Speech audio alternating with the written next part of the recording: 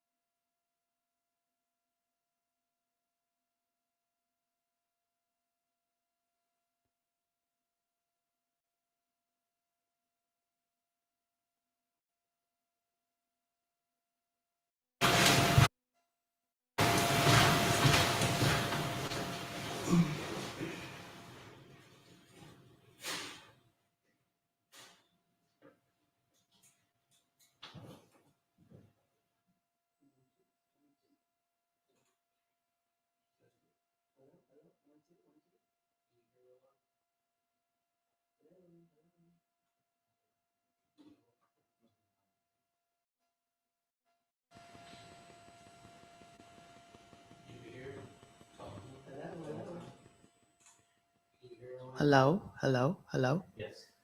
We're good? Excuse me. Can you see her, Lord? Talk. Hello, hello, hello, hello. She can hear it. Do it. Talk a little longer to make sure it's sync. Okay, hello. 1, 2, 3, 4, 5. 1, 2, 3, 4, 5. We good. We good. Okay. As I was saying, my husband, Stephen, actually inspired me to go ahead and listen. Okay, we're going to start again. Thank you, everybody, for logging in right now and streaming with us. Welcome to Good Deeds for Special Needs. This is our first episode of our free virtual symposium, and our topic is knowing your rights. I just want to say thank you again to everybody who's helped to make this happen. And wow, I'm just excited to be able to share information with people because, like I said before, our technical difficulty, I see a lot of the comments when I post things about my son or post myself and my son on social media. And although I may not get to comment back, I do see it, and I know it's very important to try and share information as I'm still learning so many things myself. Um, wow. I guess I think it's only best that we start with a quick prayer.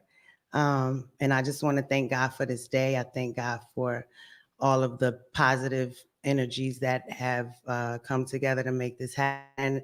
I pray that someone is blessed, someone is inspired, and I thank God for using me as a vessel. I thank you, Lord.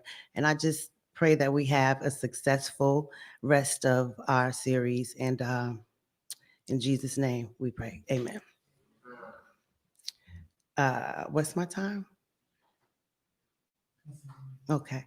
As far as the topic, knowing your rights, I just felt like it was a good topic to start with because as I was trying to gather the different things that I wanted to cover in this virtual symposium, I realized there were just so many things to talk about, and there was no way to do all of that in one sitting. And so, with the help of my co host and panelists, we decided that it would be better served to break things down and allow each of these topics to kind of have their own space in terms of us discussing them. So I just really want to have a discussion, because I'm no expert on anything. I'm always learning, but I'm always wanting to know because these things do affect my child. And this is a walk that we have to take with him. And the more informed you are, the better it is for the child.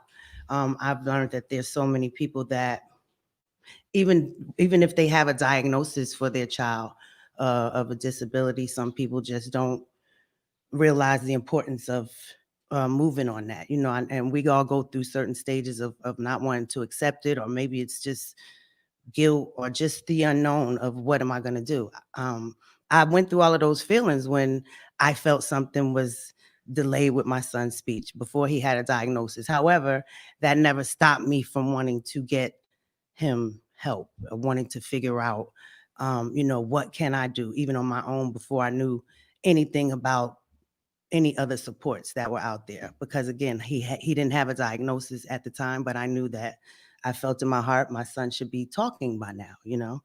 Um, so my co-host and I decided that we will discuss this topic of knowing your rights, and we're going to break it down into 3 subcategories: research, advocacy, and resources, all of which I'm sure many of you have, who are parents or guardians with someone with special needs or disability, have had to in some way travel down each of those roads, if not all, one or all. Um, for myself, my initial research came really just by trying to Google things, to be quite honest, which can be a huge, it's a lot of information out there, but if you're not sure what you're looking for, it can really, you can get lost. So it did take me meeting another parent, and then furthermore, subsequently meeting a personal advocate who, since that time, have both been very essential and helpful in us navigating this world with Ryder. Um, and we'll talk about that more, but I actually want to allow each panelist a chance to kind of give their take and their information on that. Two of them are clinical, are professionals in the field, so there'll be more of a clinical as well as personal commentary. And one of them is a parent, the parent that has been very helpful in our lives. But before we do any of that, are we good with that? With them? One more time, shout out to everybody that's out there. This isn't moving anymore, by the way, so I can't really tell. It's not going to? Okay, got you.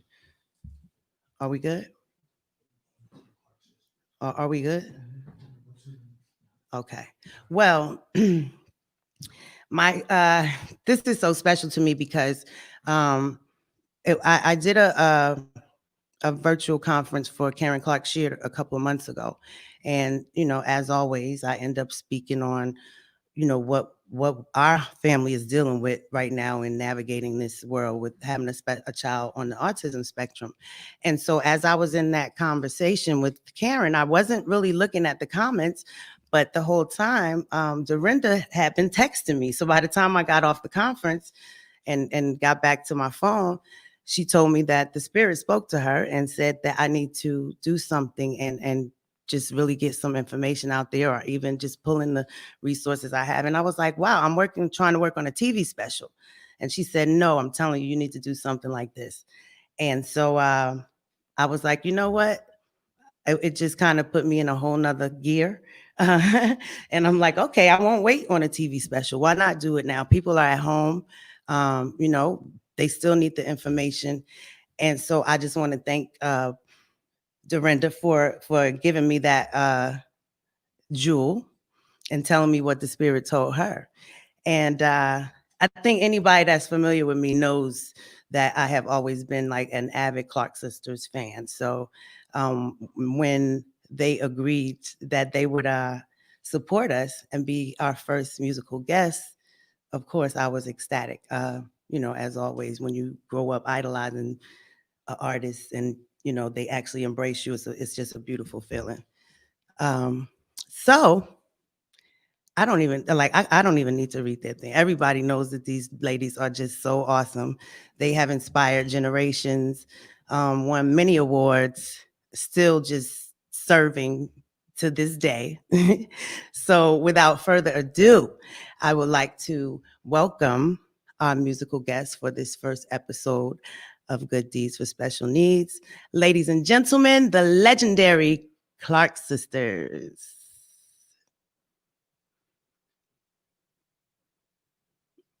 I can't see them on this screen.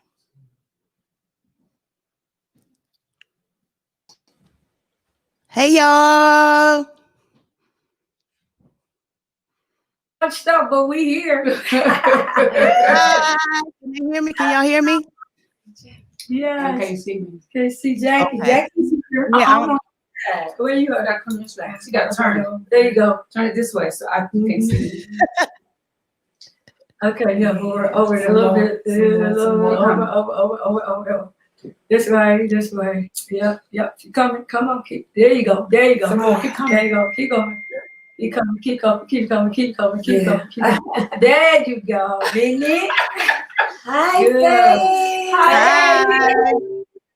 How are you? I'm so good. Thank you guys again. I can't thank you enough for doing this. And happy belated birthday, Jackie. Thank you. Yes. We're really excited to be a part of this this awesome occasion.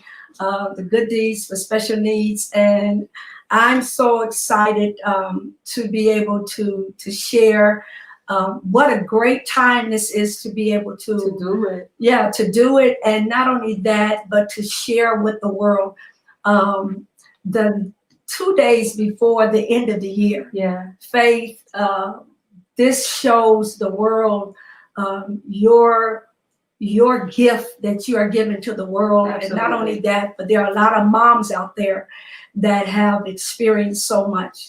And as I shared with you before, that when God sparked that thing on the inside of me, when you had did Karen's celebration with the women, I knew then that it was time for you to do it, because you've been talking about this a long time.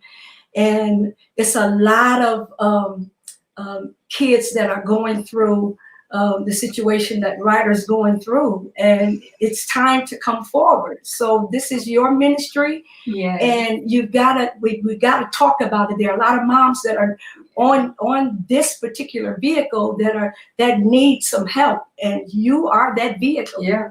And the thing about that is that you're setting the pace and a platform for people who were embarrassed or people who were shy about it and didn't want to talk about it. It has to be something that we talk about, because we educate. When we educate, when we give people knowledge, knowledge is power. Mm-hmm. So you have made a platform. I'm very proud of you, and what you're doing is just awesome, because you're speaking for a whole generation of young people. I love you for that. Yeah. And I commend you. Thank you. I've already adopted you as my daughter. Because, everybody said we look alike, of course. But I want to commend you.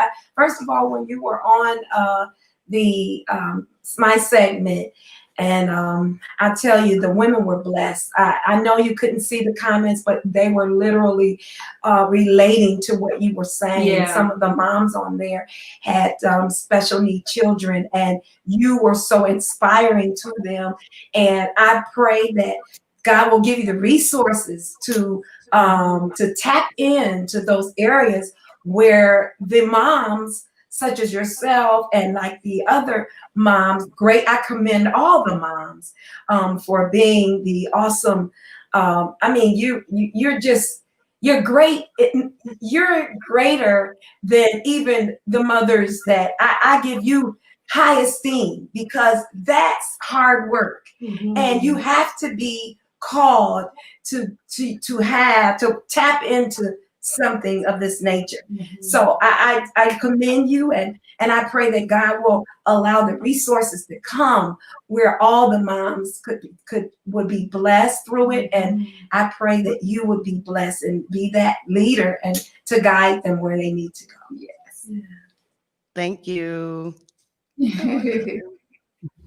Are y'all gonna sing for us? Of course. Yes. I think we do something encouraging then. Mm-hmm. Of course, what can we do? Encouraging. Blessed and highly favored. How about that? Okay. Because you are blessed and highly favored, Faith. Yes, I am. Okay. All right. He brought me through our trials.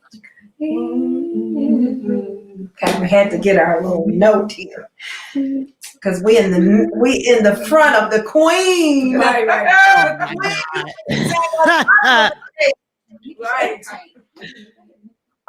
Okay.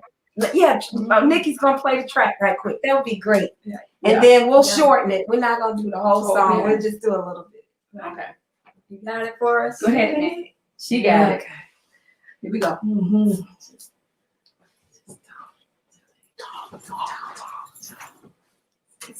Oh, she got to get this thing. Okay, go ahead. We ready. Okay. You got to know that you're blessed and highly favored. Please know that.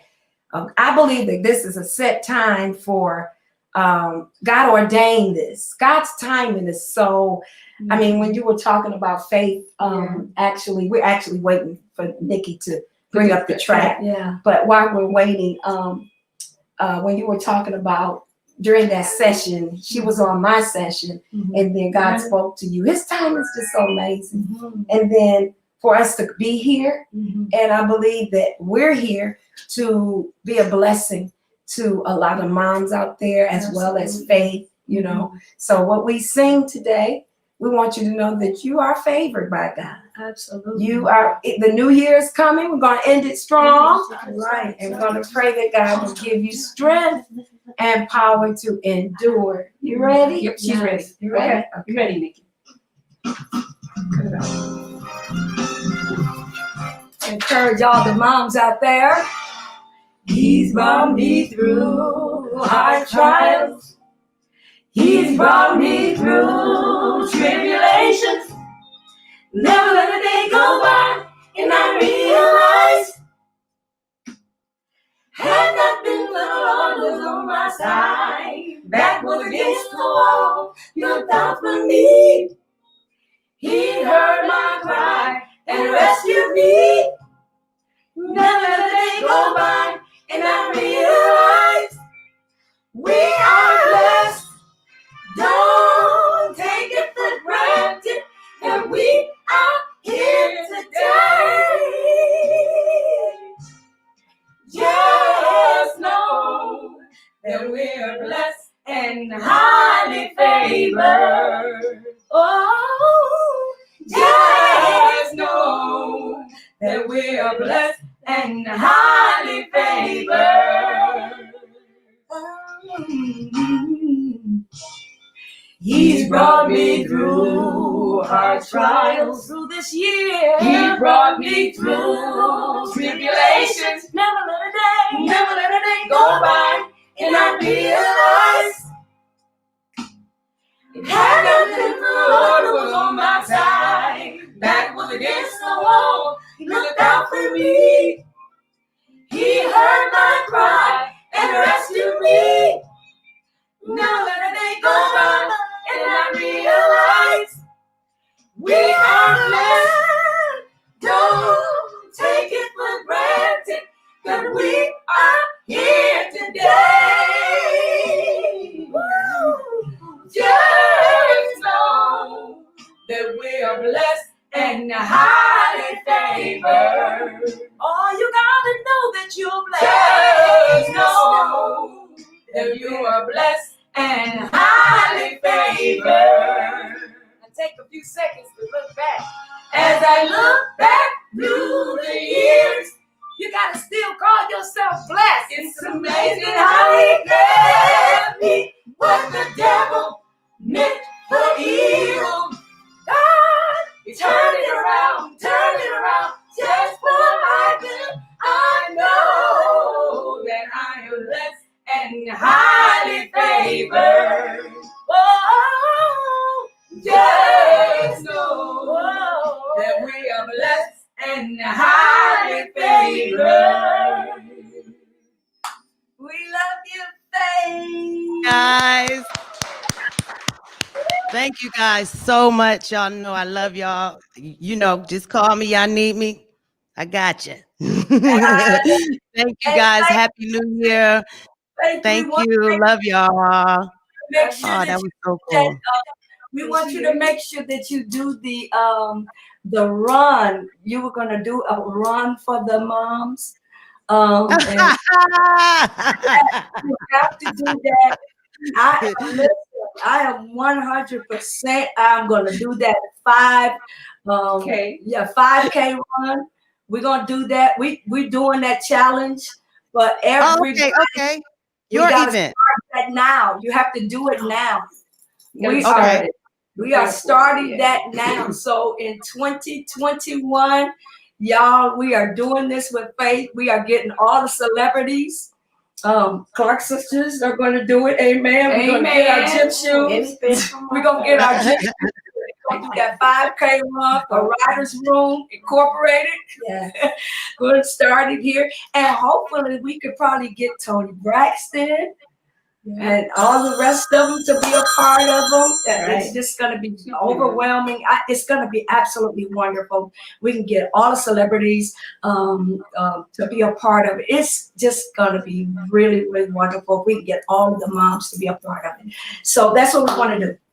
Well, thank you. I'll take it. I'm there. I'm there. Put it out there. I'm right there. All right. You put this out there, and here we are. So Okay. All right. thank you guys again. I really appreciate you guys for supporting us. And that's right, everybody. Y'all heard it. We're gonna do a 5K run. So I don't know what state, what city. Maybe we might have to take it on tour, but that's what we're gonna do. I can't see this, but I'm sure we have some more people who have joined us. And for everybody that is still with us, welcome again to those that just came on to Good Deeds with Special Needs. My first guest panelist and my co-host, she's actually become our family's personal advocate. She's been working with our son Ryder for about 7 years or more, I want to say now. And so she certainly has a whole she has a wealth of information, and I want to thank her for being a part of this as well. Malika Mitchell holds a master's degree in counseling with an emphasis in rehabilitation from the California State University of Los Angeles. She provides her expertise in 15 plus years of hands-on experience and has held a position as a lead teacher, therapist, supervisor, program developer, independent facilitator for self-determination, and consultant. She is proficient in working with children and adults diagnosed with developmental, emotional, and intellectual disabilities. Malika recently expanded her services and developed Malika and Associates LLC to provide multiple resources, services, and programs with an emphasis on person-centered planning. Ladies and gentlemen, please welcome my co-host, Miss Malika Mitchell. Hey. Hello. Hey, thank you so much for inviting me to come in and just create possibilities in this world. And the Clark sisters just blew my mind. So I'm super excited to just be sitting right here. Well, I mean, to be quite honest, I think I've already rambled enough. I mean, as I said in the beginning, I am constantly learning, and it's thanks to people, being blessed to have, met someone like her and have her in our lives. So I really would like for you to just kind of speak, because a lot of people out there, when we travel together with Ryder, we meet a lot of people, and they're just have so many questions for you. Yeah. So take it away. Well, I think this is like the most amazing topic that we can really go off of. When we talk about the rights, that's really a big deal. The 3 topics that were just suggested by Faith, talking about the research, talking about the advocacy, and talking about the resources that are really out there. But I want, mostly importantly, not to look at just the rights, but also look at your self-care. Make sure that you're taking care of yourself when you're getting out there and you're researching to find out what's going on. What disability is this? How can I find out anything about it? There are resources out there that will allow you to help. It was so cool to be able to have conversations with Faith ongoingly, because we didn't just totally depend on Daddy Google. We really had to go into some facts and really see what resources are out here and what was the best fit for her little guy. Everybody is very different. So when we talk about the rights, the advocacy, and the resources, know your child. Know what your child wants. We all deserve to be inclusive. We all deserve to have all the resources that are out there. So know the law, know what protects you. Know that when you get out there and you're looking at those and you're researching and you want to find out some of the cool things that are going on with your child, you want to find out some of the cool things that go along with the diagnosis that they have just presented to you, you want to be able to look for that, look for what is really happening, how the doctor can help you, how the state resources can help. California has a state law called the Lanterman Act that supports individuals in the state of California. So we want to be able to really put that out there. When you're advocating for your child, when you are going to the doctor, when you are going to those specialists, And most importantly, remember, when you're taking care of yourself, remember, focus, look, see what's happening, find out what your child is really up to. And when you're advocating, remember, your child is a human first. Don't look for the disability, look for the person. What does your child need?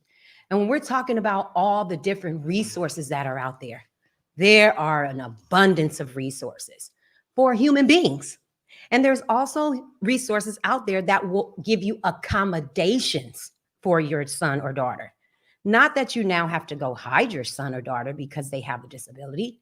No, you have rights. We all have rights. We are all here together.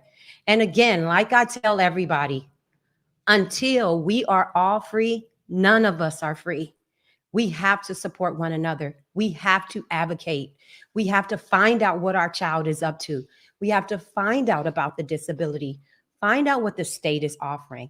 So every time that we're creating, and especially when you take a look at Malika and Associates LLC, that is just a service to provide support. It's not about what is happening. It's really about what can we do together. The old African proverb is, it takes a village to raise a child, but the ending to that is it takes the child to raise the village. So we have to work together. We have to research. We have to know our children. We have to know the families that are supporting us and being able to create those possibilities. So that's what I enjoy about really standing with Faith and working with Ryder and being a part of the family, is it allows me to create possibilities to see everybody as humans. It's not about the degree that I hold, it's that we see these individuals as humans. And so we have to research to find out how we can best be a part of their team, just as well as they want to be a part of ours. We have to advocate. We have to stand together. We have to, as a community, say, look, this is what we want to do together. You know, Faith and I haven't done anything amazing, but what we have decided is that we are working together to do what is best for her little guy. And as he matures, I stand with him and I say, look, we are creating together. And these young people know who's creating. It's just like going to school. It's just like going to college. It's all the same. But see, and I mean, just to interject for a minute, everyone doesn't. I mean, you know, there was a time when we didn't know you. I mean, you know, I was just trying whatever I could. Everything didn't work, but I was actually going through, which of course I'm sure this is going into something we'll talk about in another topic. But like, you know, I was accessing some of those resources and supports that come through government, funded programs. Yeah. However, they didn't work for my child. So the point I'm making is, everything doesn't work, that works for this kid may not work for this one, or, everyone doesn't know a Malika, or everyone doesn't even know that where can I find someone that will, if you don't know, you just don't know. I mean, Ryder was how old before, I knew to not just go and sit in that meeting and sign that thing they were giving me, which we'll talk about in another discussion. But I mean, I'm just saying, but you have certainly, as I tell you all the time, been such a blessing to us. And, we travel a lot, and I was just, seeing a few comments on here, which I am, by the way, for everybody out there, I'll dedicate a few minutes at the end of Malika's segment to some of the questions that you guys are sending in. We have 5 more. Okay. So yeah, let's talk a little bit more. I just wanted to interject because when we do travel, most of the time people are like, well, how do you know her? Where did you get her? I'm like, oh my God, it was just a blessing. But at the same time, that if I wasn't able to go out of pocket and, have independent things like that, everybody, can't do that. So there are other ways to make it happen. However, if you don't know, just don't know. I didn't know what I needed to look for. I didn't know, anything. I had to beg the doctor to even give Ryder a diagnosis just to be able to get some of those other supports, And that's so common that individuals have conversations with their doctors. They have conversations with different people in the community, and you just can't get answers. And Faith is absolutely correct. You know, we have so many resources out there, but if you don't know how to tap into those resources, you kind of find yourself in limbo trying to figure out what can you do for your child. Yeah. You just want to do what's best for your kid. And the most important part about it is that so many people are looking at it and forgetting that these young people, whether they're adults or children, that they are humans first, that they have rights as human beings first.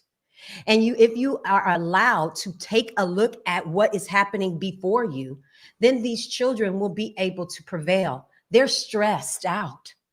They need people that understand that. The parents, they're also stressed. So we have to be the village that take care of one another. Now, whether it impacts you as a parent, a family member, a professional, of a really good friend, it's really, really, truly all about being present, looking at one another, having that connection. And like Faith said, it's everybody, they don't know which way to go. They're trying to figure it out. So that's why we create platforms of God-loving individuals like Faith that says, you know what? We have to create a platform that offers to share these experiences, to prove to everyone that you're not alone, that it doesn't matter your status quo, that your child, your son, daughter, whether they're an adult or not, or a child, they still deserve to be supported and to have help. So that's what this is about. Know the law, research the law. There are laws that support you that says, this is what I deserve. Not only what I deserve as a parent of a child with a disability, but what rights does my child have as a child with disabilities? So I think that's what's most important, is that we continue to advocate, that we continue to look for resources, and not just segregated resources. We're talking about inclusive resources, going to family events, going to the parks where all the other children. We have to presume competence. We have to assume that guess what? That this kid is a 10-year-old and they want to do what 10-year-olds do. That this kid is a 16-year-old and they want to do what 16-year-olds do. And if we continue to advocate and to know your child, that is the key. Know your child. Know their needs. Know what you're asking for. And the reason that I can say that I stand with Faith is that she always knew what to ask for. She wanted Ryder to communicate. She wanted her little guy to be able to do things. And we didn't go looking for segregated environments to offer him those experiences. She said, Malika, I'm willing to do it all. Travel, go places, please, and support him in that. And guess what? As he stands as a preteen today, he can travel the world. He can do it because guess what? His family put in the time. From working with everybody, have to work together. And I stand today saying we must research. We must know what's happening. We must advocate. We must know the laws, know what you represent. And then from there, you can advocate comfortably. What if you don't know the laws? If You just gotta research. Yeah. I mean, because I'm still discovering things. It's been through just the walk itself. And of course, as your child gets older and you go through different things, these are sometimes the only time you're even accessing some of those things, as you know, until they get older. I know, wow, this could go on forever because we do this all the time. But I did see a couple of questions and comments on here that I wanted to go to. Absolutely. Chandra Dawson, she says, and that caught my eye. I'm like, stop it. Services and advocacy unfortunately look different for low-income children and families. You are absolutely correct. You are absolutely correct. Now, the reason why it does look different is because in some areas, unfortunately, funding is not available. And when fundings and stuff are not available, that's why it takes a village. It takes us looking at those natural environments and natural learning experiences to be able to offer those to our children. When we look at person-centered, things thinking and we say that we are tailoring this energy to our child, it does not matter your financial status quo. But what we do know is that we are impacted by that. We do know that demographically, some resources are just not available. But guess what? As long as we pull together, those resources are available. As long as we work together with family, as long as we are pulling together as far as what we need to offer to one another and to see these individuals as humans, we have to work together.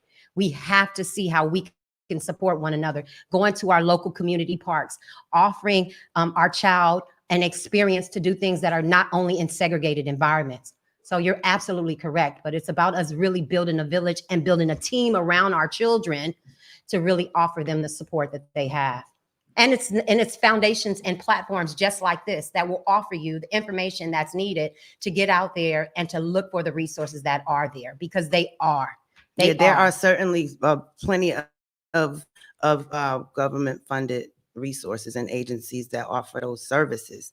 I mean, yeah, that's very true. Because like I said earlier, if I weren't able to financially say, hey, I don't want my son to go through this. He likes this. So we're going to just do this because, I know that, everyone isn't able to do that. Yeah. But at the same time, it's not like I didn't ever try to access those things. It Right. just was the inconsistencies and the different person just Yeah. didn't grow. He didn't grow with that. It wasn't working for Ryder after a certain period of time. So I can certainly say that. But back to another comment though, those the laws do vary from state to state. They do. I've only learned do. that with Malika traveling with our family, and Yes. people will ask questions and she's like, oh, well, and I'm like, well, I went to the regional center, which is where I first went to try and get some of these other supports for Ryder.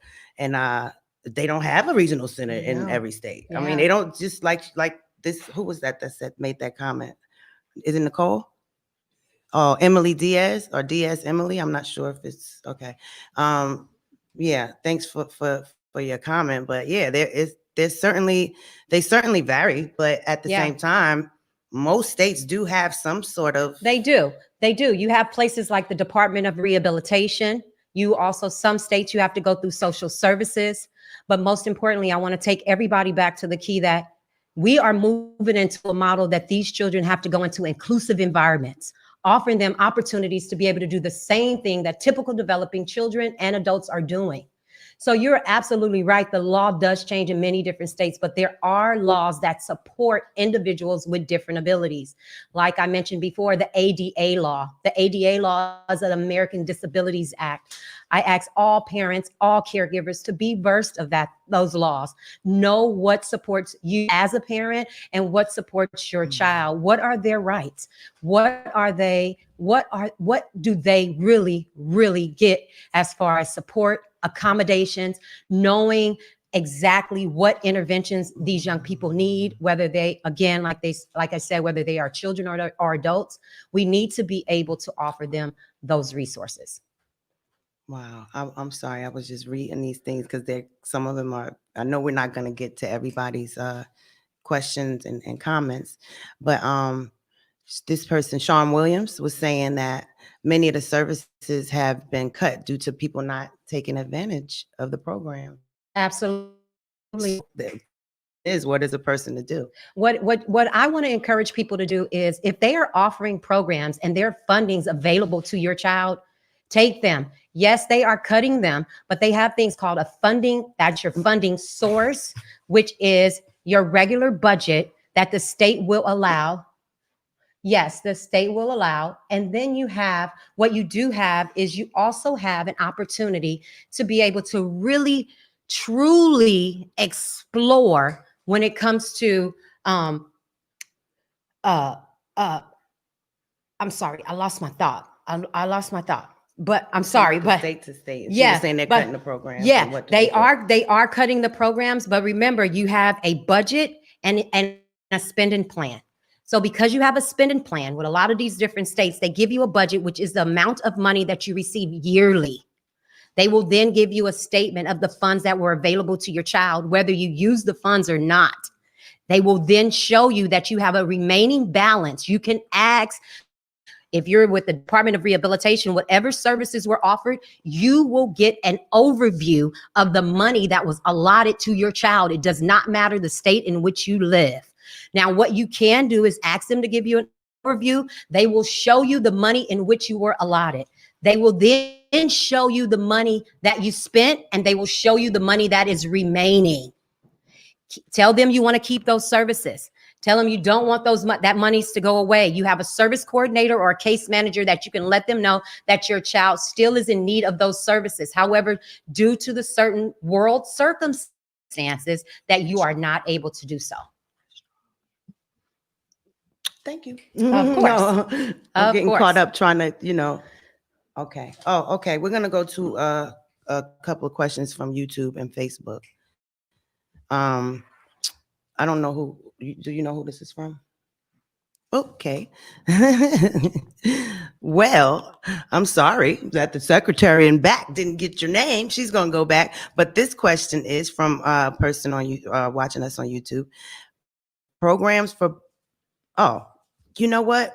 I don't know if this is the same person, but I saw this question when I was on Instagram before. I think maybe I posted something, but it's a comment about programs for police to interact with children on the spectrum. One of my faithfuls had also mentioned this. I think maybe Lark had sent me this question. Oh, yeah. I was a personal trainer for Autism Society, training LAPD on how to interact with individuals with different abilities. I want you to know that the police stations are really trying to be very well versed of how to respond.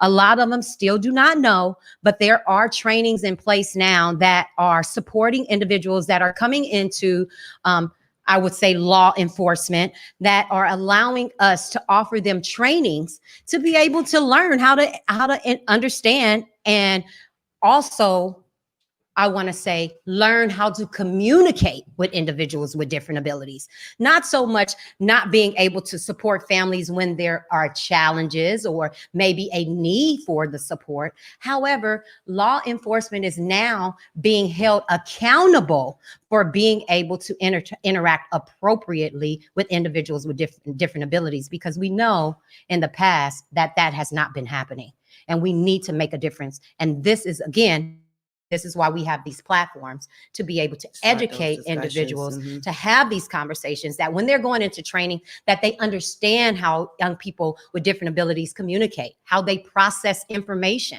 how they move their bodies, how they understand the world, and how we need to slow down and help them understand if there is a small challenge, if there is something taking place that makes them a little uncomfortable in this world that we live. I remember you actually. And that was from Ebony Green. Shout out to Ebony for joining us. Okay. I remember you took Ryder a few times by the local precinct. When he was just in trying to help him understand that whole. And showing that the police is there to help. Mm-hmm. These young people, sometimes they get away from their parents. Sometimes they walk out of the house. Sometimes they put themselves in unsafe situations, and they need to know that we have community leaders that step in to be able to support them. And police officers are usually a very general look as far as security guards and being in spaces where these young people know how to go ask for help. They know how to look at these officers and say that they're here to help. But we also need to educate these officers to make sure that we understand that these children are safe. And not only just the children are safe, but we have a lot of African-American men that are on the spectrum that we want to also make sure that they are well aware of how to respond, how to feel supported when they see the police, because they are individuals too. And just as we talk about all the different things that are going on, we want these young people, because they have limited communication, and sometimes they have a very difficult, I want to say they have difficulty trying to be able to communicate their needs and their wants. So we want to make sure that they know that the police is a safety net. Mm-hmm. And we have to try and all, figure out a way to make sure the police are a safety net. Yeah, and, that they know they know. what they're doing, period. Before we have one more question. It's from Facebook, and it's from Shantae Drakeford. And actually, it's a comment, a question/comment, but I will read it. However, I know for a fact this is one of our future topics: how to properly fill out an IEP. Oh yeah, Child, that is a great another question. episode. But that is, we are definitely gonna. Oh, her grandson. Okay, her grandson. Okay, Shantae is that's Shantae. Her grandson is a flight risk. She's a runner. Oh, and that's why she has a GPS tracker on him. Oh wow. Called Angel Sense. You've talked about that before. Oh, okay. Yeah, and it's okay to, I want you to understand, and even though you say that he is an individual that may have a little bit of a challenge when traveling, there are places that offer mock trials, basically practice. There are several companies that will offer you a child to be able to practice on an airplane, a person on a train, practice mobility assistance on the bus. We have many different ways that we have to be able to support individuals that may get a little too excited or be anxious while they're traveling or in an airport. Mm-hmm.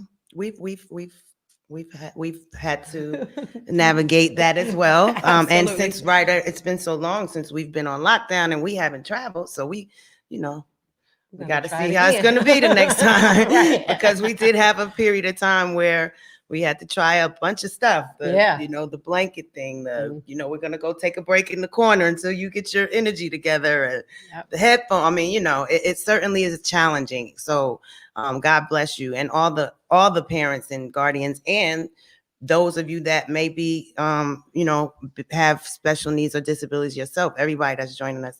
I'm just so excited again that we're able to do this and to open up these discussions and answer some questions. And some, even though we may not, get to all of them or get to call out all the comments, I'm sure that some of what's said here is going to cover, answer those things. So we're going to go to our next guest panelist. She is actually a personal friend of mine. Dolly Peterson is a wife and the mother of a special needs child with autism and other challenges. She earned master's degrees in entrepreneurship and finance from Loyola Marymount University, where she married her background in culinary arts and a commitment to social justice. When not catering for special needs organizations, she has spent the years her own child and educating herself concerning all matters related to disability rights, education, and protection under the ADA laws. She now dedicates her time to assisting others with IEPs, legal issues in relation to special needs, and educational advocacy for marginalized communities. Please welcome Dolly Peterson. Hi. Hey everyone, can you hear me? Yes, we hear you. Yes, I'm so excited. Okay, number one, please forgive me. It's a pandemic, so I usually look better than this. But then the clerk said everything, and because at the end of the day, I am highly blessed and favored because I was able to meet you, Faith, and it's such a small world because I had met Malika years ago because she was actually working directly with my son. So I'm truly blessed and thankful to be here, and I'm so thankful that you're using your platform to do good. And there are just so many things to talk about. Wow, so you knew her before I knew her. Oh wow! Okay. Yeah. Okay. Yeah. Malika was in charge of my son's social skills program, and so she was seeing him weekly, acting as a behaviorist. And Malika, honestly, and not just because I love you and your adopted family now, but you were always our favorite because you're the most enthusiastic and I would say the most empathetic. I mean, it really takes a certain type of person to do this job, and you do it exceptionally well, which is why you have your own company now. And I want to say one thing, Malika, it almost made me cry when you said that we're just moving forward on a path to full inclusion. And that touches me so much because that's all I've been fighting for from the beginning, is for my kids to really just be accepted and included in every aspect, whether it's in the general education system or whatever it is. I'm sure other parents who have kids with needs, depending on their age right now, you've tried different things. You've tried to maybe put them in a typical class and it's been a hot mess and you get a call 20 minutes later, you need to come and pick up your kid. We've all been there. So before I start rambling, I'll just quickly say, when I first started to realize that something was wrong with my child, first of all, I didn't really realize it first because I'd never had a child before. And I did read and, what to expect when you're expecting, but I kept getting kind of pushback. And I saw some comments on here about pediatricians, which I thought was interesting. But I had to change pediatricians a couple times. The first one was just at the time, and I'm not an anti-vaxxer, and I'm not going to even get into that. But at the time, with his first round of shots, I just wanted to see the box. I just wanted to see the label just to confirm they were injecting into my child what she said she was going to do. And she basically fired me on the spot and said, if you're going to ask me questions like this every time you come in here, I'm not the doctor for you. And clearly she wasn't. Ooh, so I got rid of her. And then we got a new doctor. I got a new pediatrician. Again, this is before his diagnosis at Cedars, which, is supposed to be, again, everyone's having different experiences. You're going to meet different people. But I kept saying that I was concerned. And he kept telling me, he's a boy, boys just sometimes they develop more slowly. And he really wasn't taking my concern seriously. And now that I'm much older and my son is going to be 14 in February, I realize now at the time he should have immediately told me, you need to contact regional center if you're really concerned and here's what to do. But he didn't. So finally it took my mother who, and I don't want to start crying, but if it wasn't for my mom, I really don't know how I would have become so empowered myself. I'm fortunate that my mom is a retired attorney who just happened to specialize in contract law. So she really, in the beginning, would just school me on, you got to read everything and you got to, like you keep saying, you got to do your own research. I'm not going to sit here and tell you everything. I'm not going to go to all of your IEPs. You need to learn how to do this on your own. And so the one thing I would say too is that I saw a comment, and I'm sorry because I wrote it down, but a woman just wrote something. I think it's I'm so sorry. I think it's Catherine Mason. Catherine Mason just wrote that she has a 3-year-old that's diagnosed with autism, and she's incredibly sad. And I just want to say to you that that is a totally normal feeling. And I remember when I first got our diagnoses, because George doesn't have just one diagnosis, he has several. I was just completely devastated. And we've talked about this before, Faith. It really feels like, and Malika, it feels like a death of everything that you expected being a mother and having a child to be. And it's very difficult. But what I would say to you, Catherine, is that you have to surround yourself with a community of supporters. You have to, if your child is 3 years old now and you're now dealing with the school district, don't show up to meetings without a couple friends or a family member. And it could be a very emotional thing. I mean, I'm really good at advocating for other people's children, but when it comes to my own, it is really an emotional, overwhelming thing. And a lot of the times it's used against you when you get emotional in these meetings. And it's really, it's been a journey, but I would just say that, like everyone keeps saying, do your research. Now, I know some people were writing comments like, well, what if, and some people aren't good readers. Some people aren't into reading. I'm not suggesting anyone purchase anything, But the one thing that really helped me was this filthy book called Rights, Special Education Law. They also give, and you have to pay for them, seminars yearly. And I was blessed to, because I'm not a parent of means, I was blessed. Someone gave me like a grant to be able to attend one of those.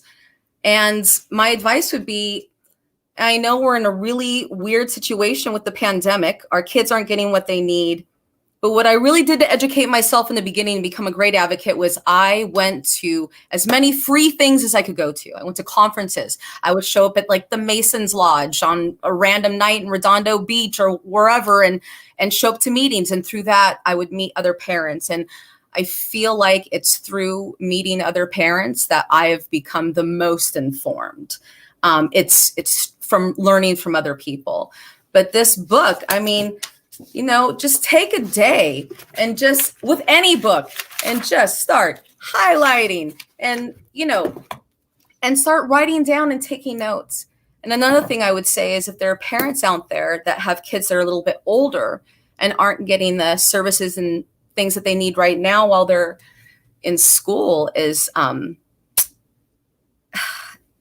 just document. I want to say that I'm so happy that we're doing this on the 30th, 2 days right before the new year is a blessing. And also because I'm sure a lot of parents who have older children right now know that annual IEPs are coming up. So we're definitely going to need to do another one of these and totally just talk about IEPs because for most parents, your annual IEP is coming up anytime between April and June. And it could be incredibly stressful because that's supposed to set your child up for the entire year. And sometimes it comes with them reducing services, which seem insane, solely for the purpose of budget cuts. So it's document everything, though. The way that I've been able to retain services for my child, and I believe wholeheartedly that if my kid didn't have we call it, what do we call it, Malika? Our sensory, if he didn't have this particular diet of services, I don't believe he would be Sensory diet. he would not be at the level he's at now. And that's another thing for parents. You are going to hear all foreign to some people, though. Some people, I have no idea what any of this means. You know what I'm saying? Yeah. And that for a long time, you know, you guys have been, no, but you also got to fake it till you make it a little bit. You know, when you go to those meetings, and that's the thing too. You know, you'll have a speech language pathologist talking to you, and they got a master's, and they're talking about and using language that you've never heard of, and that could really be challenging. Which, again, is why it's important to really get familiar with your kid's IEP. And when you don't understand a word or the language, just look it up and write it down. But more than that, I'm telling you, the way that I've been able to get all these services, and trust me, the district, high LAOSD, they cannot stand me because honestly, I've fought so hard for that kid to have every service that I could possibly retain for him. But it's not easy. And that's another thing that I want parents to know too, especially if you're a parent and you're about to go to your first IEP, please know that no one is going to just offer you things and services. You have to go into those meetings knowing exactly what you want for your child. And furthermore, I always err on the side of asking for way more than I need, because that's the way I like to negotiate, because you know how negotiations work. You got to come to some sort of compromise. If I just go in asking for one thing and they say no, well, then it's a wrap. If I go in there asking for 15 things, I don't care if I think my kid will do better in math if he takes drumming lessons. You should do that. And you have the right to do that. And more than that, you have to bring up these things at IEPs. And when they deny those services, you need to tell them, well, I need for you to put it in writing exactly why you are denying these services. And a lot of the times they forget to do that, which ends up working in your favor should you go to due process. But especially in California right now, and I don't know how it is in other states, they're getting a little more aggressive. But I'm sorry, Faith. I don't want to. I don't I want want to to keep going interject off real topic. quick, Dolly. No, because it's we are definitely going to cover the whole IEP thing because that is a a world That's a unto itself. monster of a But I just conversation. want to say, there's a lot of people like when I first went to IEPs, that was a few years before I knew exactly what it was about. I thought it was just like a parent teacher conference. It's just that my son is in special education. Yeah. So I would go and just sign it. If you don't, everybody Right. doesn't even understand that. I know I didn't. I did not at all. You probably were the first person that I took along with me to an IEP, Dolly, a few years before we met Malika. So I know there's probably some people out there who are like, oh, I've heard of it, or some people that do know what it is, but still don't understand the impact of it. She's like, don't you sign that? Yeah. I'm like, oh, I thought I was supposed to, I didn't know. That was the first thing. Don't sign anymore. Don't sign anything. We will definitely cover that because that's something that a lot of people are asking about and commenting about as well on the streams. Can I answer one question that I did see earlier from a parent? They had a really good question. They had said that, I think it was Shine Angel Dixon from California, has a 2-year-old with needs who's currently getting behavioral and other support, but she's moving to North Carolina and she's really concerned about what services she's going to be able to get. What I would recommend to you is, because your child is not 3 yet, under IDEA federal law, all children are 100% entitled to early intervention. And you know that because you already have your child in early intervention. What you can do is you can go to cdc.gov. And I recommend everyone to do this because, again, like Faith was saying, in California, we have regional centers. That's our early intervention. That's where we go. And that's where the Department of Education sends federal funds to take care of these things and give services to and do the assessment. So early intervention, what it means is you've got children between the age of, it's basically infants and toddlers. And they're the ones that provide free services, assessments, everything that services. And you're entitled to these things. But no one is just giving these things. You have to ask for these things. So again, I would say always go to cdc.gov. And if you search in early intervention, stuff will come up and there's one, it's at the top. You just click on it and it'll give you a link in every single state. And that's just a starting point. Another thing you can do, if you have concern about your child and you want assessments and things done, contact any local hospital. Call your local hospital and get a hold of the pediatric ward and say, hey, I'm really concerned that my kid's not meeting their milestones. What do I do? And they will lead you in the right direction. Absolutely. But as far as, go ahead. I'm sorry. Dolly, I want to chime in right there because I think you gave a very important fact. Also, we want to go ahead and send parents to DDS, and DDS is the developmental services for disability services. If you go on the DDS website and put in the state in which you live, you will be able to identify the services in which are available in that state. DDS is also a resource for individuals to find out webinars, small workshops, doctors, services that are available in your state. So always use, like Dolly said, CDC, and also take a look at DDS, and that's Developmental Disabilities Services. That offers you an opportunity to be able to see all the services that are available. And in some instances, you'll even be able to see some of the service providers that are out there that are offering some of the services that are there. Which is great. Because bringing that up, because that's very important. Bringing that up because that's another thing too. When you're looking for a particular service provider, it's good to call several. You want to feel people out.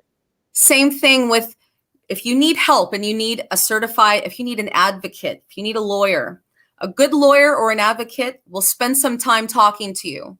So just know that. Don't give anyone your money at first. That's a whole nother thing is, people really, companies and people are taking advantage of parents that are struggling and are willing to essentially pay and do anything to find a cure or some kind of solution. So I would just encourage people, like you guys keep saying, do your research. This is your child. You know your child best. You are the best advocate for your child. And don't be intimidated by that word research. Research can look like it can look like something different for everybody. That word is research. That's saying allow yourself to start at the bottom. Take a look at what you understand first.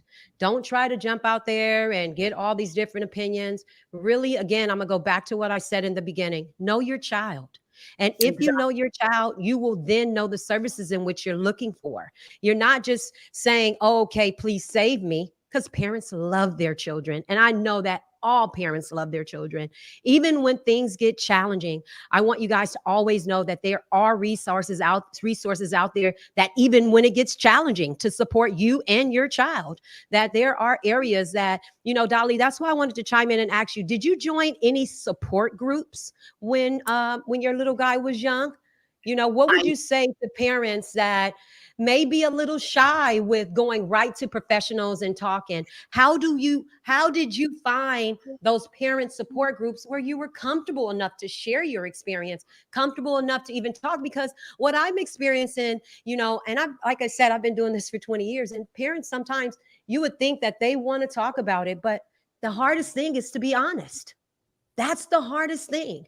And so what we do know is that those support groups offer you a platform to be able to be yourself and to find commonality with other parents. So did you do that? Did you go out and find support groups? So there's, you know what? I tried a few, and you got to do that because not every support group is going to be for everyone. And also sometimes you can also get burned out. You're already overwhelmed enough dealing. A support group should be just that. It should be support. It shouldn't be things that stress you out. So I was fortunate and you can find it on Facebook. There's a great support group that was started by a girlfriend of mine, Deborah Evans, and she started this group called Mom's Night Out. It's called MNO. It's the acronym MNO, and you can find it on Facebook. And it grew from maybe 25 people to, I think there might be over 1,000 parents on there now. With, sometimes they do, they used to get together. We used to have a dinner every month. And that was wonderful to get together with other parents. And again, like I said, having the opportunity to connect with those other parents, and we all have kids with, at different stages. I just learned so much from them. So I would just encourage parents.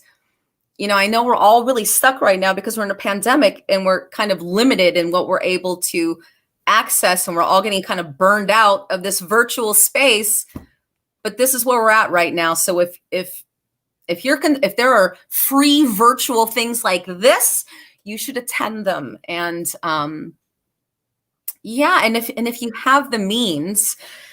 And beyond that, there are grants, there are organizations that will pay for you to go things to conventions, like the rights law one, which was great because it was, given by attorneys and they kind of broke everything down. And, but yeah, I'm sorry. What was the question, Malika? I was going to say that I wanted to allow, some people that may have had, although you already had your questions written down.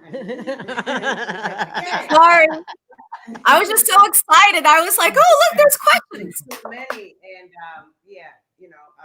I think we just opened it up for them to kind of ask questions specifically for you, if there are any, right? Because these are actually old, so I will read them again. I saw this from Wayne Noel. I saw him actually on here asking about what is an IEP, but one of the other people on the forum answered. But an IEP is an individualized education plan. Program plan. Yeah. Plan. Which we're going to talk about that later. If your child is 4 years or younger, they have something called an IFSP, which is an individualized support program for a small child, for a toddler. So even if your child is at a preschool or at a kindergarten, they can also do you a legal document that is called an IFSP that will then, when your child is transferred to a elementary school, they will then get supported IEP. Are these questions aren't current, huh? Exactly. Thank you for bringing that up, Malia Cut. And just so everyone knows, so an IFSP is an individualized family services plan. Family And group, that's yes. what and that's essentially what you get with early intervention. Now, from the moment you contact, let's say you're in California, you contact regional center, and again, I can't speak to other states. You've got to figure out who's taking care of early intervention.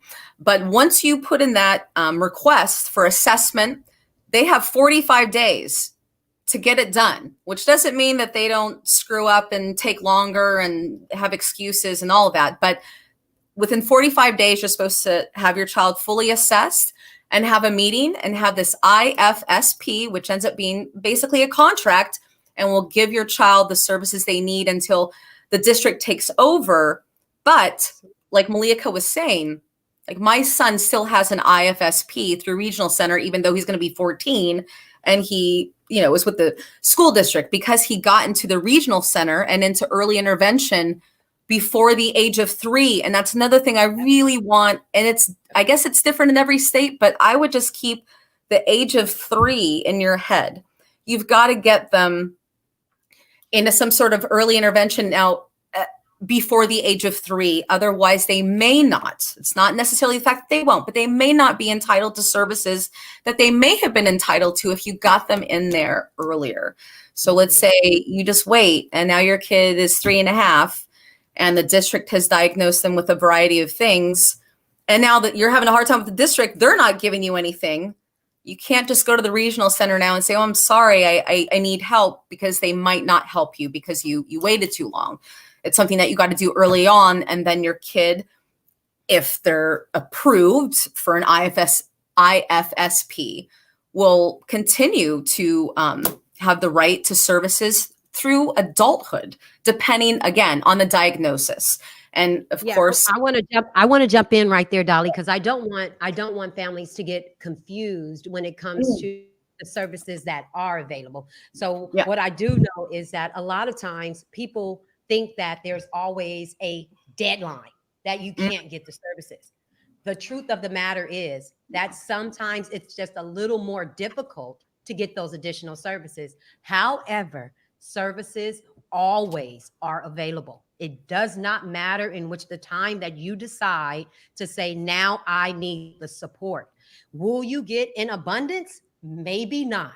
However, with consistency and really allowing yourself to advocate for your child and his needs, those regional centers, the Department of Rehabilitation, social services, they are mandated to take care of an individual with a different ability. So there are rights that are mandated. So individuals that have a question as far as the support in which you deserve it all. So exactly. Thank you. I'm sorry. Because Thank there you, was Malia. one more question, and it's sort of, you guys were kind of just talking about services. I'm not sure what a PCP is, but I did see this on here. Yes. Someone said they use their PCP to get services. services. Jackie Yes. Barnes on Facebook. Yes. Hey, Jackie. So I will jump in on that one too. PCP is a person-centered plan. PCP is an opportunity for individuals to get a tailored report on the likes, the dislikes, the important to and important for your child. You are able to have this document as your child grows. I call it a walking resume, that you are really documenting what your child likes, what your child may have difficulty doing, what are some of the challenges that your child face, what are some interventions that help your child to be successful in accessing the accommodations that they need. So a PCP is simply a person-centered plan. And know that this world is going into a change where in June of 2021 in California, children will be able to have a program called self-determination. They will be using the PCP document to offer your child services that you find is completely necessary for your child. How do you get a PCP? How you get a PCP is you simply contact individuals like myself that are independent facilitators. They also have individuals out there that you can look up that will only do PCPs. However, if you have a listing at DDS, remember, go on DDS to look for anything that you're looking for. There is a list that you will see independent facilitators, and you will find my beautiful name on that list. But there are some wonderful people there that are on that list, are just like myself, that will offer you that level of service, that will come in and really explore all the environments for your child, and you will be able to pick the services for your child. I just saw something else. Are we out of time? Aw. See, we have so much to talk about, and this is why There's we too always much to talk about. Well, And there's thank so you many so great much again, comments in the Dolly. comment section. I She know, keeps right? That's where I keep breaking getting caught down up. IDEA. So much that people want to ask and want to know. I did just see one thing that I wanted to go back to. I'm sorry. Can you scroll it down for me, please? Hi, all my family in Jersey, Auntie Hope. What's up, Dina? I see some of my faithfuls. I saw you, Quan, from Connecticut. It was something. Go down for me. Down. No, the other way. I'm sorry. Down. Yep. Oh, okay. A lot of parents, right? A lot of parents. What's that name at the top? Oh, is that? Oh, that's my cousin. Hey, Samira. A lot of parents who aren't aware of what comes along with special needs need to what? Need to break out of that mindset that their child will grow out of it. That is that's a good point to make, cousin. Because everything is if you don't know what the problem is, then how can you know they're going to grow out of it? Yeah, and seriously, everybody grows out of everything. So you're absolutely right, cousin, that parents need to just come out of the mindset of, thinking that, they're just going to magically grow out of these things. No, that's not going to happen. That's just not going to happen. Will they mature? We can't control maturation. Yes, we're going to presume competence and say that they will develop and have the things that they desire in their life.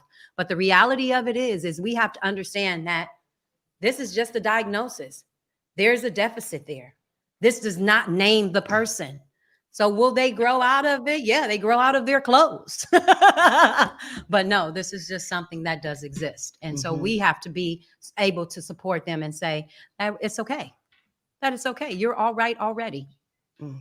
That's right. And it doesn't mean either. Dolly. Oh, and it doesn't mean either that kids can't improve. And that's another thing I really want parents to not get stuck on is you will hear and not, I don't want to say anything negative about, I'm going to get back to LAUSD, but people will tell you, and often it's for their own personal reasons.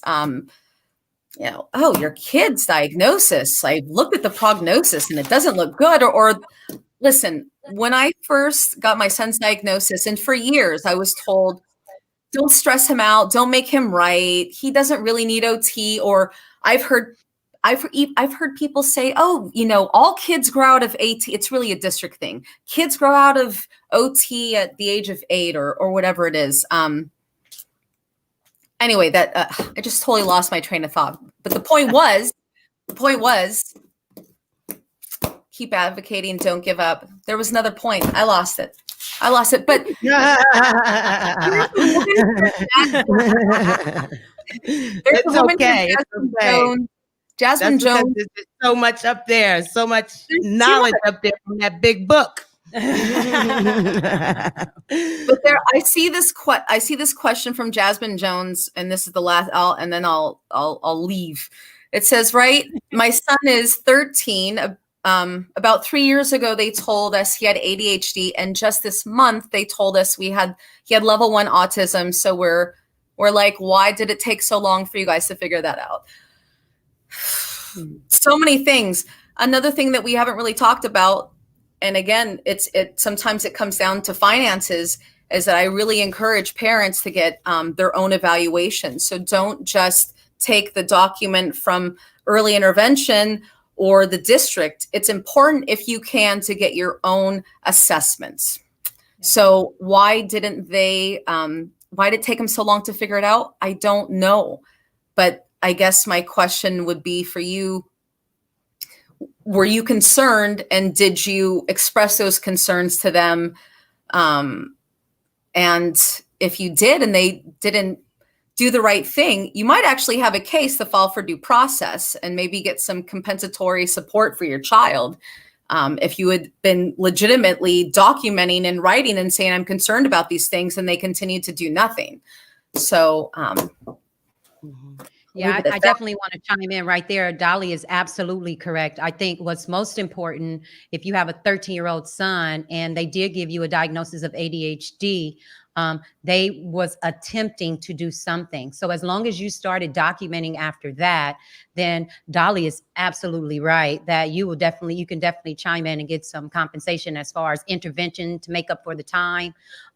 Make sure that you're documenting some of the challenges or some of the shortcomings that you found that your child was experiencing while accessing resources at school, and also any other programs that your child was a part of, being that he had a diagnosis of ADHD, because I'm sure that services were also available to him with that diagnosis as well. Okay. I think we got somebody else. She's waiting on us. Our next guest. But Dolly, thank you again. I love you, ladies. Thank you so much. Thank you for the opportunity. Thank you. Once again, everybody, this is Good Deeds for Special Needs virtual symposium. We hope that you guys are able to get some info, some answers that you may have had, questions. So the answers to the questions that you've had. Our last guest panelist, Dr. Zoe Bartholomew, affectionately known as Dr. Behave, has dedicated her professional life to supporting individuals with disabilities. She has held many positions within special education, which includes being a special education teacher to now being the special education program director at Dominican University of California. In addition to her academic endeavors, she also is in private practice serving as an educational consultant who helps parents navigate through the IEP process. She's an exceptional educational leader whose dissertation on the barriers of meeting the needs of special education students humbly describes the overwhelming challenges found in special education programs. She is hoping to continue advocating for special education reform to ensure all students with any learning difference or disability receive quality supports and services. Everybody, welcome Dr. Zoe Bartholomew. Hey, ladies. Hi, What's Dr. up? Zoe. Hey, how are you? We're Good. How good. are We're you? over here just talking and talking, I see. I'm loving it. I'm loving it. Right. It looks good. So we Go, just, guys. I'm just gonna allow Dr. Zoe to jump on in, to the discussion, because All right. as you've heard, we always end up kind of talking about so many different things. Yes, we do. All right. So I'll jump in about let's start with the research. So the research, one thing that I like to tell parents, don't go down this rabbit hole of research. I want you to remember that you guys are the experts first. So meaning you are spending the most time with your child. You're seeing everything. You know what's going on. So you are the expert. So before you go down that research, you know ahead of time that there's some things that might be a little bit different. Your child is doing different things and you're concerned about them. We have a plethora of research information that's out there, but that doesn't mean that research represents your child. So this is why I'm very cautious of sending parents down this rabbit hole of research, because you have to continue to treat your child as an individual. So yes, there's lots of national organizations and centers of research that you can go to and get these long-winded, boring white papers of information that you're not going to be excited to read. So we try to tell you don't do that. Okay. Right. So we have myself, Malikia, we all have been able to share what we know as far as where you can go. So there's lots of places that you can go. All right. And then as far as the advocacy piece, I just want you to know that every single state should have what they call a parent resource network center, and it's usually located in serving multiple counties. We as taxpayers, we are paying for that service. So it's something that's both federally and state funded. What I remind you of is you have to go out and find where that parent resource center is. An easy way to find that information would be to go to your local disability rights group. They will have that information available for you. So that is a free network. Now, what happens is, from what I've heard from parents, is of course they're booked up. They're serving multiple counties sometimes, and they don't always have the availability to give you an advocate on the spot that can go with you to an actual IEP. So that does happen. And so this is how I kind of fell into that service. I'm doing that work. I do go to meetings and things with my families, but that wasn't what I was doing originally. I was doing behavioral work, but every time I come in the home, I hear about what's happening in the IEP world. I happen to be a special ed teacher, so hey, I can help you understand what an IEP should look like. And so I started looking at them, and initially I got a little appalled by some of how they were written and some of the things that parents agreed to that shouldn't have been agreed to. So I very much believe in advocating for them and empowering parents to be able to go out and make sure you are able to understand what your rights are. So that little packet, they give you this packet called procedural safeguards, another boring white paper in a sense that you're not going to understand. And what you need to do is take a moment to kind of digest that down. And so one of the things that you could do is try to get that ahead of time. Try to get your IEPs and things ahead of time, because you need some time to kind of go through it. But you don't want to do it by yourself. This is where the advocacy comes in. And so I call myself an educational consultant because I always feel, parents, you guys are the advocates first. I'm not. Okay. I'm here to help educate and train and kind of facilitate and make sure this process goes smooth on both sides of the table. Okay. And so with that said, what happens is you have to educate yourself, but how you do that is taking some time out to read through some materials.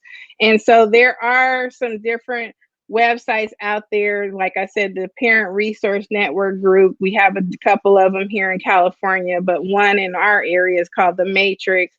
They have on their website different information about the IEP. So right now you could get quick tips on IEP information, but really what you need to know is you have the right to participate in the entire process, which means you have the right to ask questions, make requests, to be able to say, no, I don't agree with that. You have that right. And a lot of times you don't know that. You don't realize this. You kind of feel like you're at this meeting where people are just talking to you and you're in the hot seat and you don't have any say. No, you very much have say. The one thing that people don't know is special ed was begun from parents.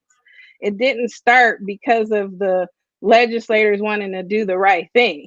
It started from parents raising hell, saying, oh, hell no, that's it. We're going to get this started and we need help for our kids. And they actually linked that with the Brown Act, which had to do, I mean, not the Brown Act, but the Brown versus Board of Education in that civil rights movement. That's where that all came along. And that's a whole nother discussion because we have a lot of disparity in supports and services for children with disabilities. Like I saw that comment coming through too. Point is, a lot has happened. A lot of groundwork has happened in this field of special ed, but it was from the parents. It's not from us. It's from parents. So your voice does matter. Your child's voice matters. You are the advocate. You are the expert. You're the one that has to speak up for them. I'm just here to be a support provider and kind of help you navigate through that process, but you are in the lead. And I tell my parents all the time, don't go to the meeting ready to be confrontational. You don't need to. You already run the show. That's the truth. The reality is we're having meetings behind the scenes as district people. When I work for the district, we're trying to prepare for the meeting. So we're presenting to you. You should be there, relaxed, calm, have your questions ready to hear what they have to say. You shouldn't have to come in there ready for a battle. That's not okay. And that's where I come in to kind of fill that gap. So you're feeling empowered. I'll teach you about how to go through this process and how to keep your cool, because you don't need to lose your cool. You don't want this title of being a defensive and confrontational parent. You don't have time for that, because what they do is when you do that and you don't sign IEPs and you don't do certain things, the district starts to get a little bit punitive. I'm gonna just keep it real with you. They say, hey, you didn't sign that IEP, so it looks like we're not gonna do certain services. We're just gonna follow the last IEP that you signed. Well, there's a little box on that IEP, and I shared this with every single parent I encounter, where you could say, I agree to everything except, and you could write out everything you don't agree to. Okay. And at least you can still get certain services in place that you did agree to. You want to keep those speech services, OT services, behavioral services. You may want to even keep the type of classroom they're trying to make an inclusive model. You want to have those things, right? So you can't hold up the process. So I'm educating parents about it's important to, you never sign something without reading it thoroughly. That's number one. But you always have options, is what I'm telling you. That's what that box represents. You have options to say, I don't agree to everything in full, but I agree to the following. And then that way it keeps everybody at the table. It's not all this drama, and it's not holding up your child's needs. You don't have time for that. You're trying to make sure they have access to whatever they need. Okay. So, resources. We got a plethora of resources in comparison to other countries. And I'll just be open for that, because I've actually participated in going to other countries. And in other countries, they are more focused on how can we get policies like IDEA, like special education, like the Latterman Act. How can we develop that? They're more focused on policy and legislation. So it's totally different. Here in the US, we have hella stuff. I'm gonna just say it just like that. The problem is we don't know how to get to those services. We have a horrible, broken infrastructure system on how to go through the process. For example, those of you, tax season is coming up. The IRS still requires us to do what? Fax stuff in. We're not tech savvy. We're slow. So a lot of these agencies are governmental ran. They're slow. They're behind. They're not moving fast. This is why we often have times with getting what we need quickly. We also do silly things like having regional center caseworkers actually carry 90 cases of students and think they're going to do a quality service. Really? Yeah. 90 people that they're going to see. And when we're talking about funding, it's our funding system is horrible in the US for this population. Totally. It's always the first to get cut. It's always reduced. I mean, we could just go on and on about that. The point is, though, it's there. We have certain services, but they make it very difficult for you guys to get to it. And that's where we come in. Okay. We come in, I've actually sat down with parents, sent them to the links. I navigate quickly because I know how to navigate, because I go through these sites all the time. So I'm able to get you there quickly. But it's just one of me. So it's not always easy for me to just be that resource navigator for you. But we are teaming up and we're collaborating. We, in this community of service providers, we work together. So if I can't do it, I can refer you to people, things like that. That's what we've learned to do. But yes, we have a very broken system here in the US, even though we have a wealth of stuff here in the US. It's horrible, but this is something that I'm hoping our new president-elects and so on are going to work on. But this is something that we have to do. It's a much bigger issue that you guys as parents don't get to see. This is why I participate in a lot of different, boards and commissions and committees where I'm actively trying to work on some policy changes, because it got to start from the top on down. We're just seeing the little remnants of what's happening, but our system is very broken. Yeah. And unfortunately, you're absolutely right. When we talk about the regional center and the disparity, unfortunately, demographic location plays a big part as far as the resources in which you get. So you could be in the same county and be, especially if you take a look at California, we have many regional centers. And even if you come into LA County alone, we have several regional centers also. And when you are a resident in certain areas, the disparity is, the resources, we may have a plethora of them, but they are a far reach than you will ever be able to touch. Exactly. So it's very important that we understand that demographically, sometimes that's why you have parents that'll drive hours to get their child's services, just to say that because in their area, they don't have speech pathology. They don't have a speech therapist because the waiting list is so long. So you have some parents that are driving all day to get the services that their children need. So usually that means that there's a parent not working. So so when we take a look at those resources, you are absolutely correct that there is such a disparity as far as the resources that are available, but there are so many out there for individuals to be successful. I see there's a lot of hot comments about college resources. So let me just speak to that because I'm at the university.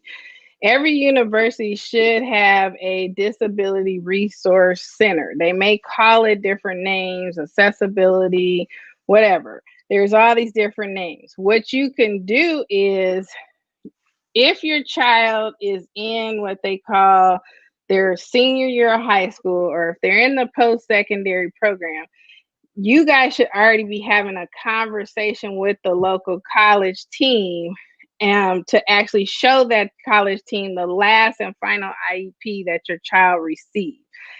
In that group, in that center, they will do their own assessments and looking at and it's different types of assessments. They're really just trying to see what your child is able to do so they can decide which types of courses they could take. Because a lot of the courses have prerequisites and so on. So each college, though, has their own system for that. And then you will get a plan, accommodation and modification plan your child will receive, that they will be responsible to communicate with their professors about this plan. But some will also offer some support with how they can self-advocate for their plan. So yes, there is support for students. And there are colleges now that are really trying to create more programs for individuals that may have intellectual disabilities and lots of developmental delays and so on, so they can begin accessing more than right now. They usually access like classes like horticulture, which is like what I would say, like gardening, landscaping, that type of stuff. Versus going to a math class and stuff like that. They have some PE courses, things like that. Bottom line is we're trying to create more for individuals with different learning disabilities. Okay. So there will be more right there, Dr. Zoe. Yeah, go ahead. That question that you about college was from Farrakha Williams Aguirre on Facebook. In California, in LA County, if you go to the regional centers, they have a program called Tailored Services. Tailored Services is a community-based program that offers individuals one-to-one support on a college campus. Not only can they access resources on a college campus, they can also get start employment also get out there and get jobs and have that support one-to-one. So if you are in California, Farica, you can check into with your regional center. And there's a program that's called Tailored Services. And Tailored Services is a community-based program that offers your child as an adult support on a college campus or at a regular paying job. Yeah. And I see there was another question too. Yeah, there you go. Chandra's I see a question. few of your clients are on here as well, Dr. Zoe. Yes, I see. Hi, my peeps. How are y'all? So basically, right now there's something you guys may not know, but there is a deep dive investigation that's happening in the disproportionality of supports and services. So I know the regional centers out here have been investigated for this, meaning when we say investigation, they're looking at cases, they're gathering data. Again, this is a process, so this is going to take some time, but they're getting the data to actually showcase that there is a disparity, there is disproportionality, which means people are not getting what they need. Even here in California, I hear things all the time about, well, this regional center says they don't do this, and this regional center says they do this. Every regional center should have the same list of services. So when you were referring to DDS is the Department of Developmental Services. On that website, there is a list of every single service that every single regional center should be saying that they have. The problem is one little secret to regional centers. And if you don't have a regional center in your state, just so you'll know, it's the State Department of Developmental Disabilities that will monitor your services. They're acting as a case manager, meaning they don't have the regional center. So for example, like in Hawaii, it's the Hawaii Department of Developmental Services, not regional centers. Bottom line though is the secret, parents, is it's a parent initiated service. You have to contact saying I need help. And guess what, ladies and gentlemen, you got to tell the truth. I got parents that will try to downplay the situation. You cannot downplay the situation. I have told parents you need to say things as if you need to tell the truth. I'm hiding in my bedroom with the door closed because they're beating it down, trying to get me. Yes. I mean, this shit is real. That's what you got to do. If you don't say that, you get put into what they call this prioritization list where you're not high priority of need of support today. So we're going to roll you down the list. Tell the truth. Don't be embarrassed. Don't be ashamed. This is a service that has been designed and funded to support you and your children. So access it by telling the truth. Do not downplay it. Say everything. I can't get them to put their clothes on. They keep stripping at the family functions. They're biting people. They're hitting people. You got to tell the truth and don't be ashamed of it. They're not going to judge you. That is not their job. That's not what they're here to do. They're going to take the information, but they're going to fast track you to the front of the line as far as the wait list goes. But you got to tell the truth. I like that question right there. Dr. Zoe, there's a question on the screen already, but I want to go to this one right here from Facebook from Catherine Mason, because you were just speaking about the regional center. They said they're going through the regional center in California, and after he turned 3, they told me he no longer qualified for services since his autism diagnosis was mild. They sent them to the district, and they're currently waiting assessments and an IEP in January. I feel like I should push to still get services through the regional center.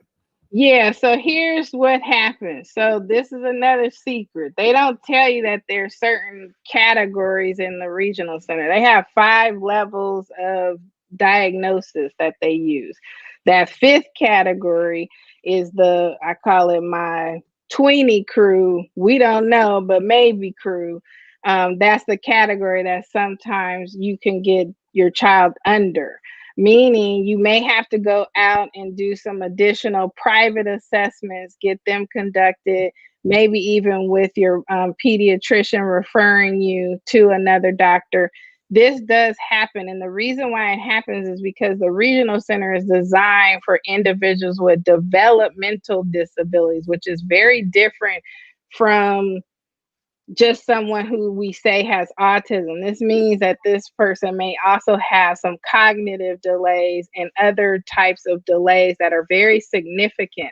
Unfortunately, that is the design of how that regional center was created, is to serve that population of individual.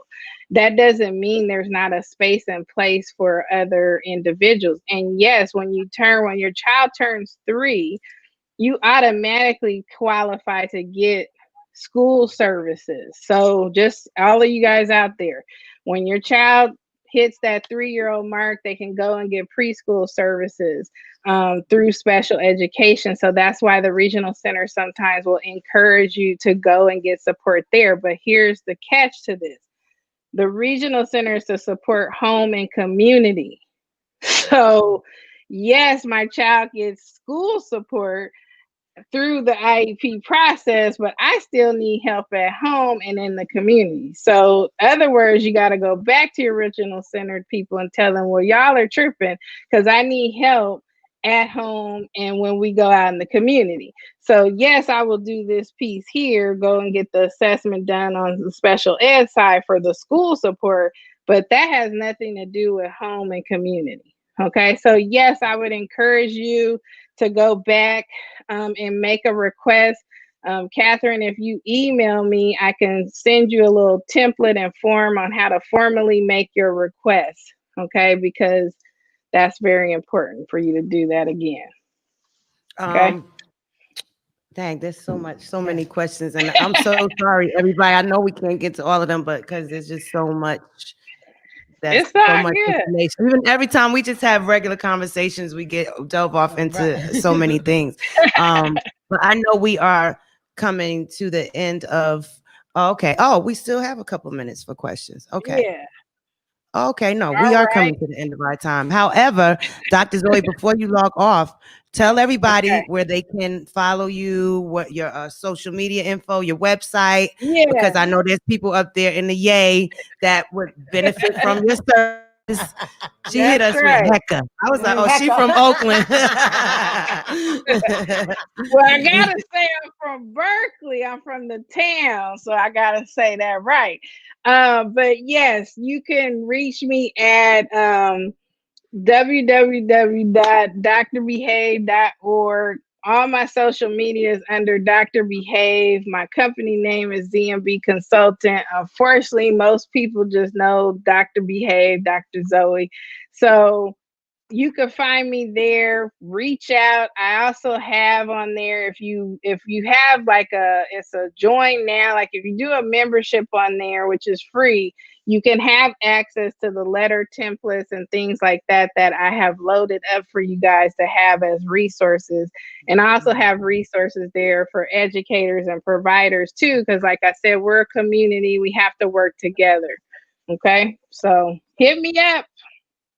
That's right, and she's super. I'm just so glad that I was connected with her, and that she's been so helpful with us trying to put this thing together. But obviously, she has a wealth of information. So, again, you guys hit her up. Look on the website, social media. I mean, she's doing a lot of big things apart from what we're doing here. So, as you see, everybody here just kind of wants to share the information. One more time, I just want to thank all my panelists, musical guests, everybody who's been streaming with us the whole time. I know we cannot, answer everyone, but I did see one thing that I wanted to go back to. If you can just kind of go back to that one. It was about different states having someone said it was different to have an IEP done in certain states. Now that caught my attention because I didn't know that. I thought Well, I think it just totally depends on as far as the area in which you live in, but all states have to have an individual education plan because they are mandated to offer the accommodations and the interventions for your children. Okay. So just like Dr. Zoe said, you can go to the state developmental services as far as DDS, which is in online, where you'll be able to take a look at and be able to ask personally for an evaluation. If you need an IEP, you'll be able to contact your state developmental services. So Malia, could let everybody know where they can get more information on you, your social media. Yes, of course. You can find me at Daily Autism Whisperer. That is one of my platforms for our community inclusive support, as far as some of the cool things that we are out there doing in the community. Also, you can take a look at some of the services and some of the fun things that I'm doing at Malika and Associates LLC on Instagram. And you can check out the website at malikaAssociates.com. And you'll be able to see all the cool services that I do have to offer, that we are out there creating possibilities with individuals in the community. And we are definitely making sure that we see everybody the same way. Thank you guys so much. And I truly hope that someone has been blessed, informed. Wow. Thanks to everybody back here behind the scenes who've been helping us to make this happen today. Loyal, AJ, Mr. Jordan, Jayla, China, Amber, Lexis, everybody else in there, Big Girl, all my faithfuls. You guys are the best. And anybody else that, that we didn't get to, trust me, if you want to submit any questions, they both gave their information, but we will certainly be doing several more episodes because we have so many topics to cover. But until then, you guys can stay tuned and I'll be updating the info on my social medias and stuff like that. But God bless you all. Y'all have a safe and happy and healthy new year. Wash your hands, wear your gloves, and be blessed. God bless y'all. Good night.